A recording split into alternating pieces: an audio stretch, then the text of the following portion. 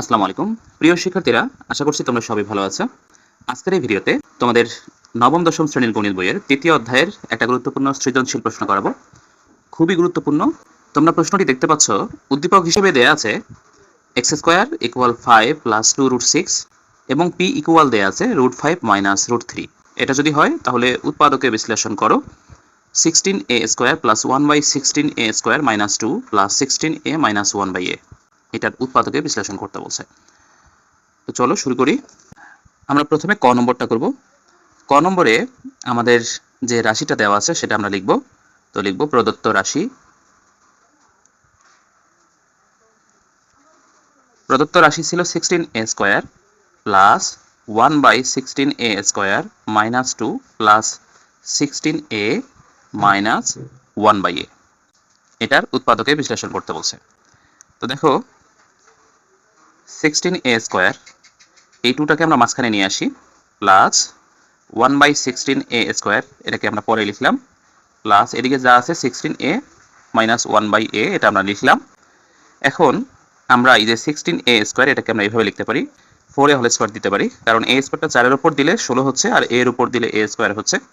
আর এদিকে 1/6 আছে, এটাকে আমরা 1/4a লিখে একবারে হোল স্কোয়ার দিতে পারি। এখানে মাইনাস 2, এটাকে আমরা a চিন্তা করি, তাহলে a হচ্ছে এটা, আর এটাকে যদি আমরা b চিন্তা করি 1/4, এটা হচ্ছে b। দেখো উপরে নিচে যদি আমরা 4 কাটি তাহলে 2 এর 2 থাকে। এদিকে 16a মাইনাস 1/a যা আছে তাই রাখি। এখন এখান থেকে এই যে এই পর্যন্ত, এটা দেখো a minus b whole square সূত্র পড়ে, তাহলে a হচ্ছে এটা, b হচ্ছে এটা, তাই না? a minus b whole square plus এখানে যদি আমরা 4 কমন নেই তাহলে 4a মাইনাস 1/4a হচ্ছে। এখানে দুইটা পদ আছে, এটা একটা পদ, এটা একটা পদ। এই দুইটা পদ থেকে 4a minus 1/4a, 4a minus 1/4a common নেওয়া যায়। তো আমরা কমন নেই। কমন নিলে এখানে একটা 4a মাইনাস 1/4a থাকে, প্লাস এখানে 4 থাকে। এখন এটাকে যদি আমরা সাজায় লিখি, 4a minus 1/4a into 4a plus 4 minus 1/4a, এটাই হচ্ছে অ্যান্সার। প্রিয় শিক্ষার্থীরা, আশা করছি বুঝতে পেরেছো। এরপরে আমরা খ নম্বরটা করব। তোমরা দেখো এখানে খ নম্বরের যে প্রশ্নটি, সেটি হচ্ছে যে প্রমাণ করো যে x to the power 6 minus 1 divided by x cube minus root 2 into x to the power 4 plus 1 divided by x square equal হচ্ছে 12 root 2। মানে এইটা থেকে আমাদের এটা প্রমাণ করতে বলছে। তাহলে এটা হচ্ছে আমাদের লেফট সাইড, আর এটা হচ্ছে রাইট সাইড। লেফট সাইড থেকে আমরা রাইট সাইডের এই মানটা প্রমাণ করব। সেক্ষেত্রে আমরা এই যে উদ্দীপকটা দেখতে পাচ্ছ, এই প্রথম যে উদ্দীপকটা, এটা ব্যবহার করব। আমাদের উদ্দীপক আছে x square equal 5 plus 2 root 6, আমরা এটা ব্যবহার করব। আমরা লিখি, দেওয়া আছে x square equal 5 plus 2 root 6। তো যেহেতু আমাদের এই অংশটা আছে, দেখো x to the power 4 plus 1 divided by x square, এখানে আমাদের x square plus 1 by x square এরকম একটা ফরম্যাট আসবে। মানে x টু দি পাওয়ার 4 এর সাথে যদি x স্কোয়ার ভাগ করি তাহলে x স্কোয়ার হয়, আর এখানে 1 এর সাথে x স্কোয়ার ভাগ অবস্থায় আছে, মানে আমরা এরকম একটা ফরম্যাট পাচ্ছি। তাহলে x স্কোয়ারের মান এখানে দেওয়া আছে, আমরা যদি 1 বাই x স্কোয়ার বের করি এবং এটা যদি যোগ করি, এই মানটা এখানে আমরা বসাইতে পারবো। এই জন্য আমরা এখানে 1 বাই x স্কোয়ারের মান বের করব।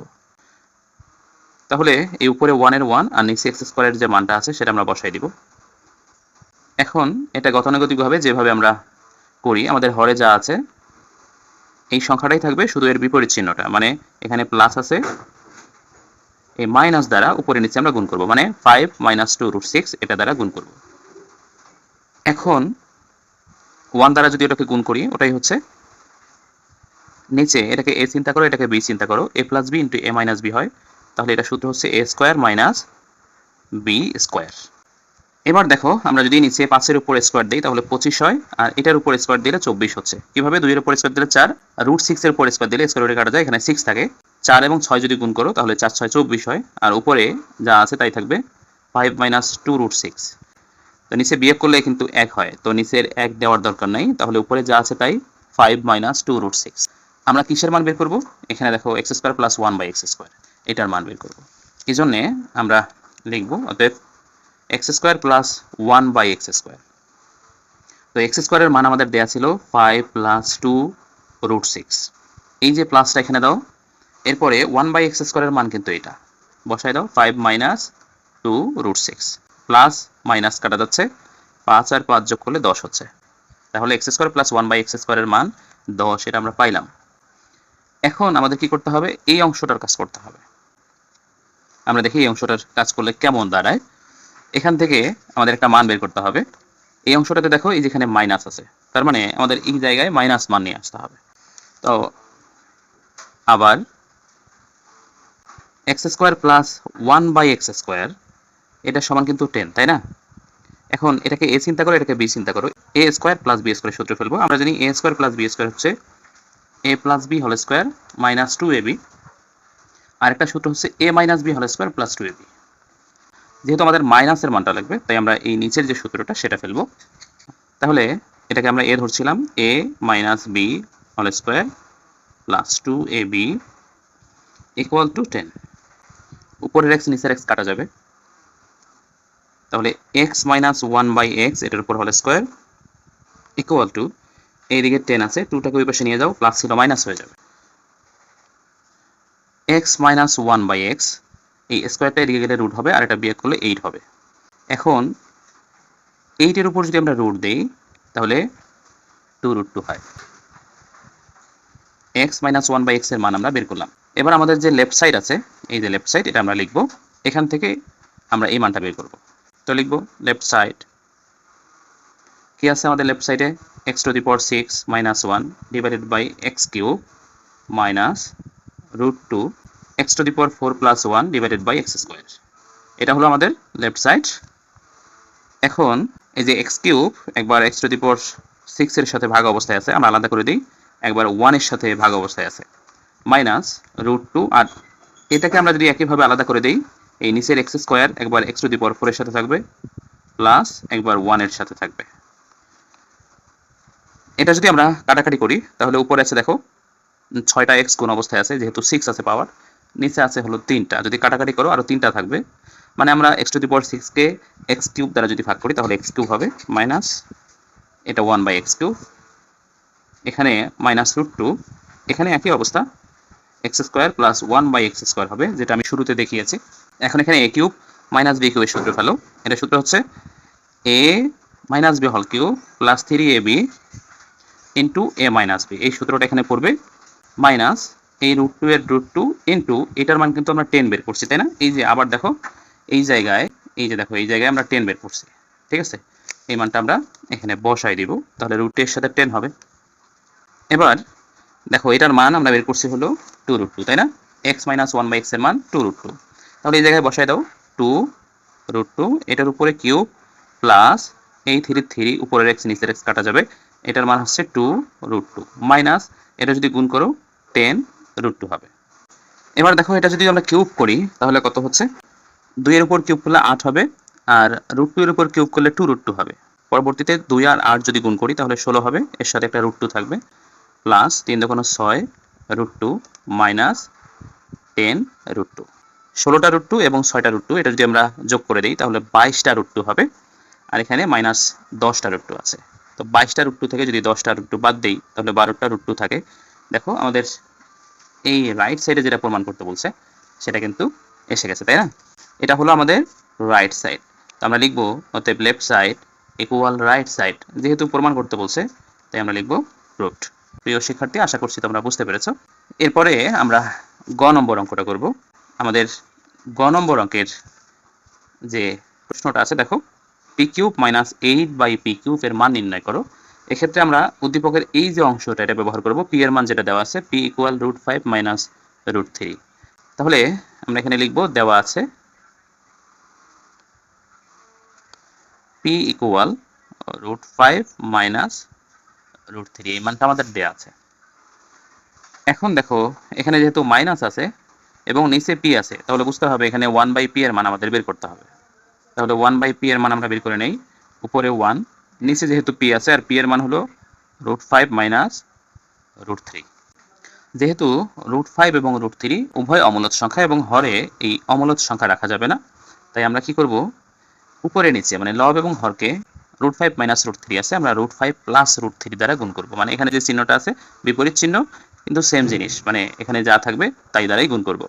তাহলে এখানে আছে হলো √5 মাইনাস √3, এটাকে আমরা গুণ করব √5 প্লাস √3 দ্বারা, তাহলে উপরেও গুণ করব √5 প্লাস √3 দ্বারা। এখন 1 দ্বারা আমরা যাকে গুণ করব তাই হবে, তার মানে √5 প্লাস √3 হবে। আর এটাকে যদি আমরা a আর b চিন্তা করি তাহলে a plus b into a minus b হয়, তার মানে a স্কোয়ার মাইনাস b স্কোয়ারের সূত্র পড়ে।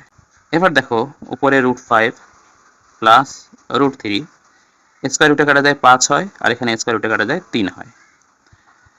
আমরা 1/p এর কিন্তু মান পেয়ে গেলাম। কি মান পেয়ে গেলাম?